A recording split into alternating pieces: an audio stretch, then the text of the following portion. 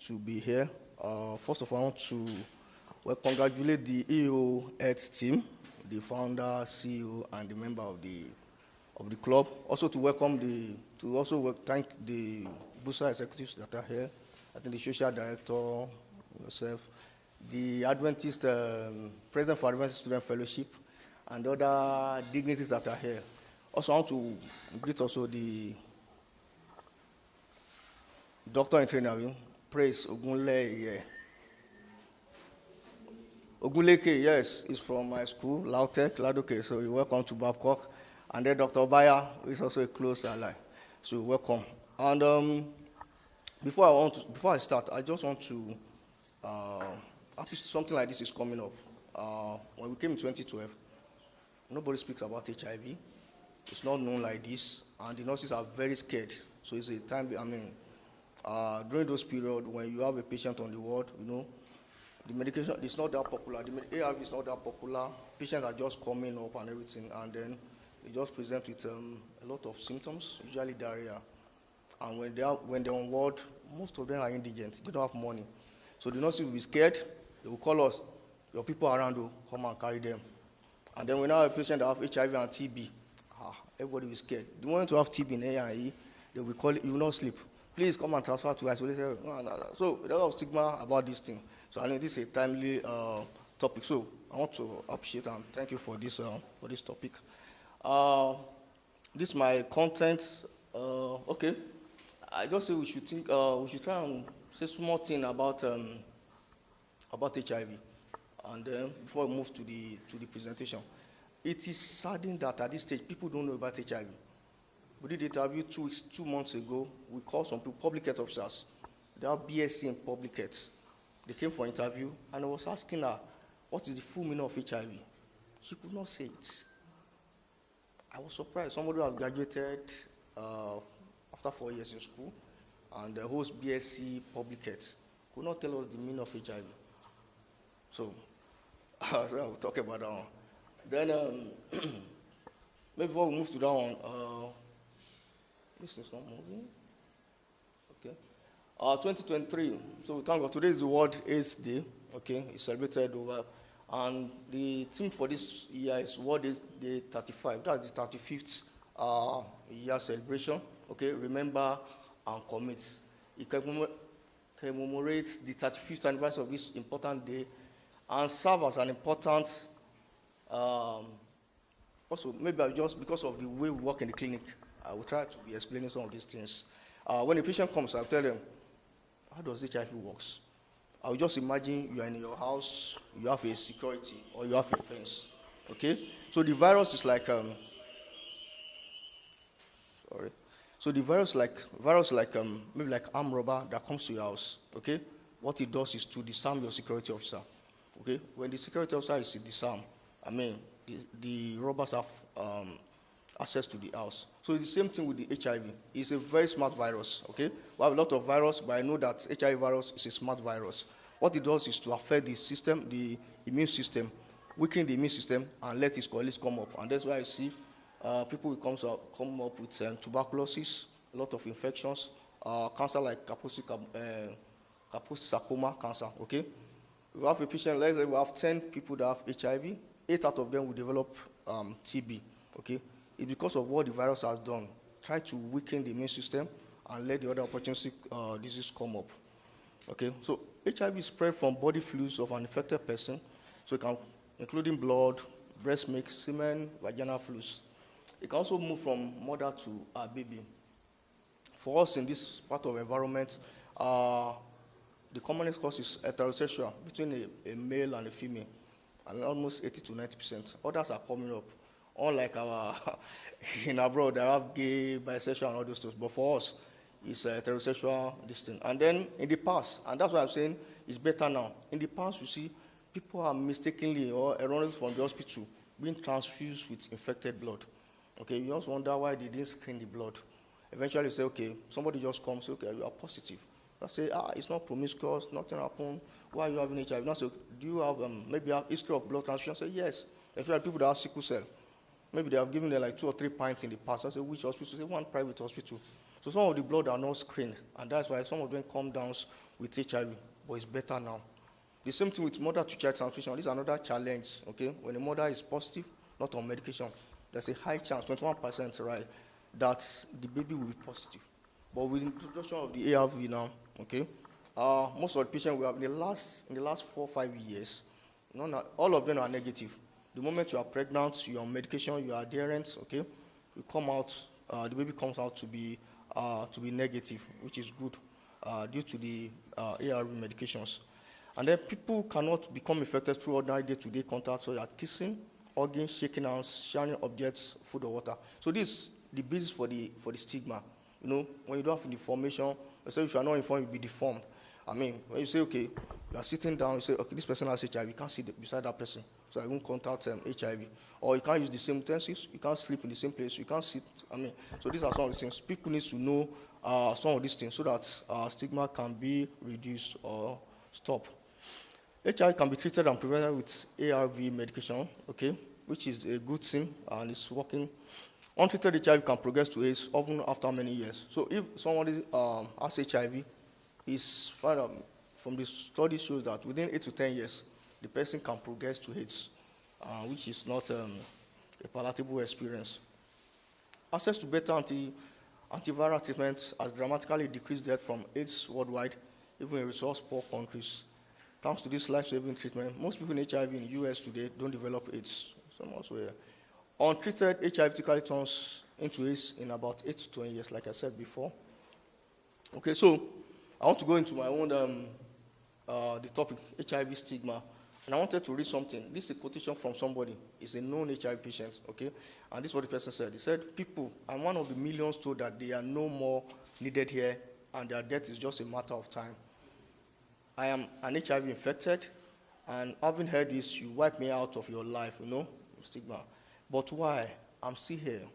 I'm with you.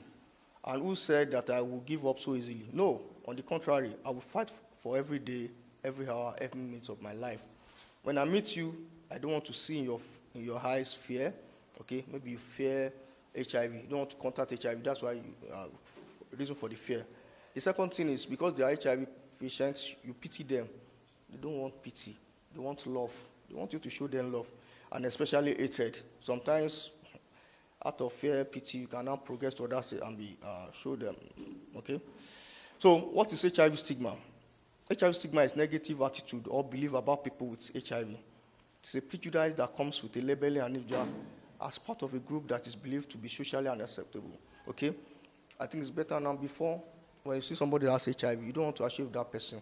Okay. And usually because of we are judgmental. When you see somebody that has HIV, you think maybe the person is promiscuous. So you just judge them. So when you have a negative attitude towards someone that has HIV, it's called HIV stigma. And there are some examples. When you believe that only certain group of people can get HIV, you know, let's say sex workers, injection drug users, IDUs, okay, gay, lesbian, these are people that you think, okay, they can have HIV. So feeling that people deserve to get HIV because of their choices. So you're thinking somebody's a commercial sex worker and he has HIV. That's, yes, the God has paid, okay. You think that because somebody's sex workers, God has punished the person by giving that person HIV. So this kind of attitude towards people that have HIV is called HIV stigma. HIV stigma can also affect those at risk of HIV, the sex workers, IDU gay, by discouraging them from seeking HIV prevention tools and testing and from talking openly with their sex partners about safe sex options. You know, some people are HIV positive already. Okay, what about others? Maybe the gay, the sex workers who are non-HIV, okay? They need to go for testing to know of their status. They need to go for counseling, and then you need to talk about these things. But because of stigma, it will prevent these people from coming out to do all those things. The other thing is, what about the partners of people that have HIV? You know, how can you say you are the husband of somebody that has HIV, okay? Normally, the partner of HIV is supposed to come also to the hospital for testing, so they have to be sure of his status. If the person is positive, we place both of them on medication.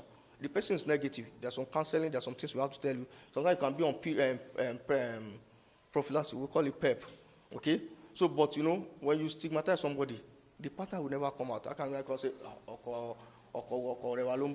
so because of the shame, people don't come out, okay? I can say you are a family of people that have HIV. You know, they will never come out.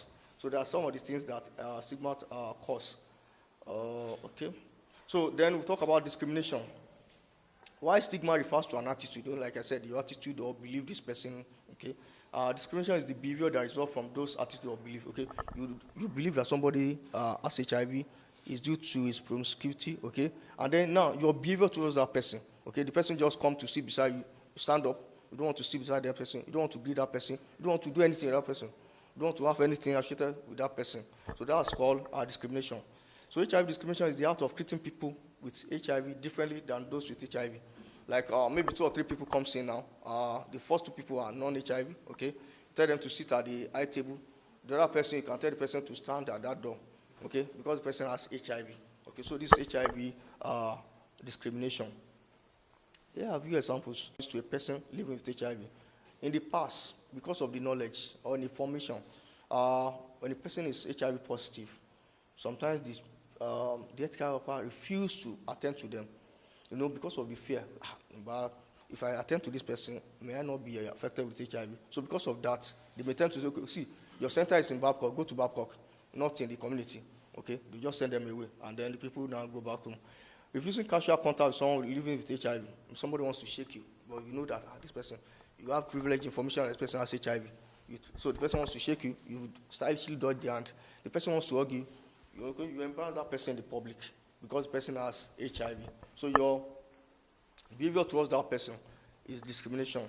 So socially isolating a member of a community because they are HIV positive. Okay, where does stigma and discrimination occur? It can occur at workplace. I remember maybe in 2014 or 15, I remember a private university. Okay, I think it's a compulsory for the staff screening. They need to do HIV, and I think those people who are positive, they were sacked. Okay, so it's unfortunate. I think it's because of the information. So I think the fear is if they are positive, I think it's the fear. I think the basis was if you employ them, okay, there may be the possibility that they can transmit infection to other co-staffs, co-workers. And based on that, I think they did not employ them. Some of them were sacked. So it can occur at the workplace. At the law enforcement, over time we felt that police arresting these commercial sex workers. It can also occur at that place. At the media, what's their projection? Okay. At the community, okay, they are being isolated. At the healthcare, like I said, the hospitals, they don't want to take them or treat them because they have HIV. And then religious institutions, it may occur at this place.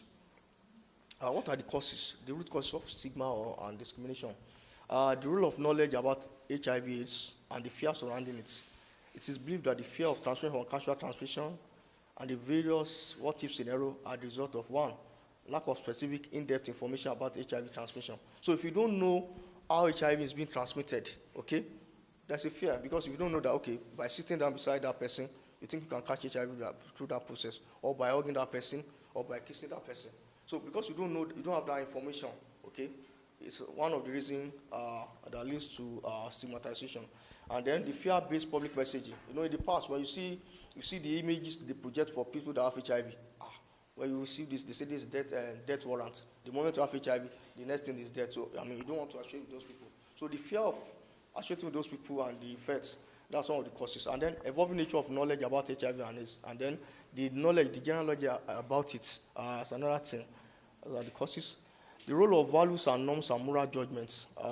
This stigma is exacerbated by the seriousness of the illness, its mysterious nature, action with behaviors that are either illegal or socially sensitive, like sex, prostitution.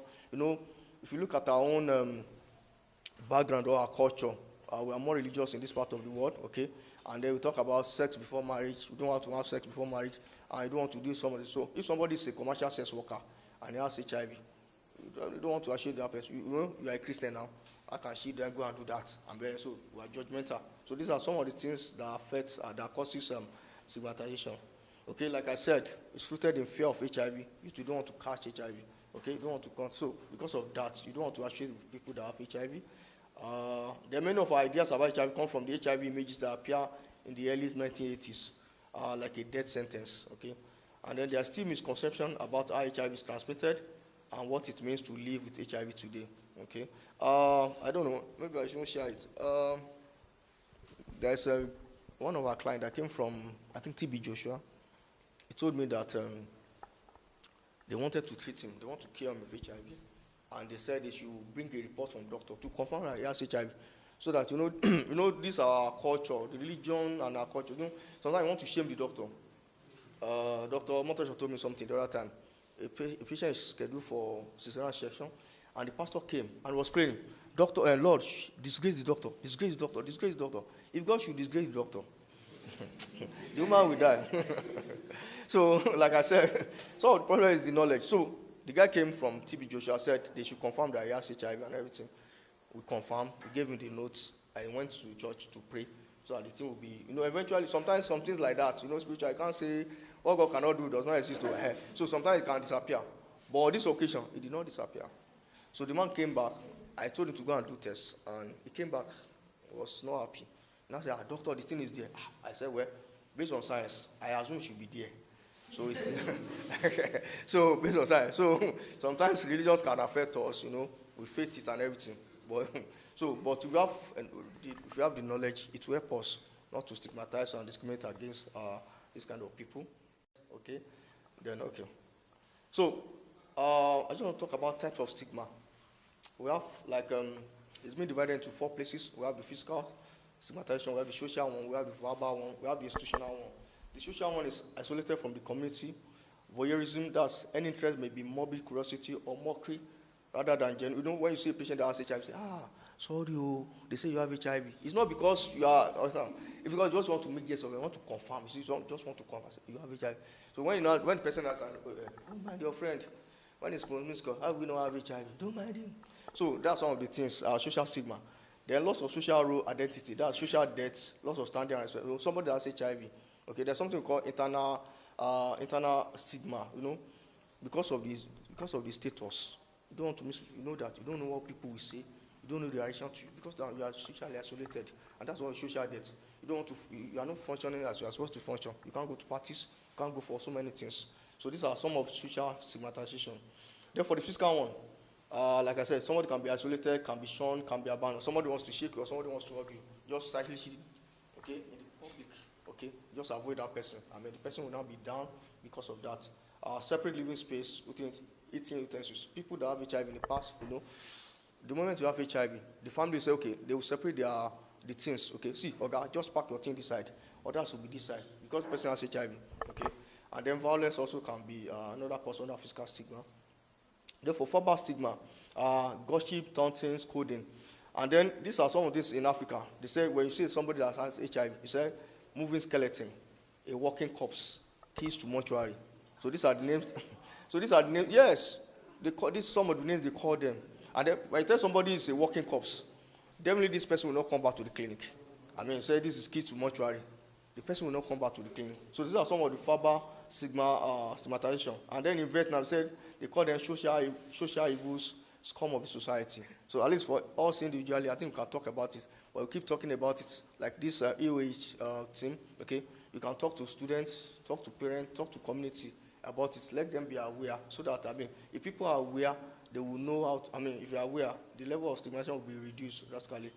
And then the intervention can be at a national level, at the community level. If your friend understand that refusing casual contact with someone with HIV is a form of a stigma. Model positive behavior by eating the food with your co-worker with HIV brings to the potluck.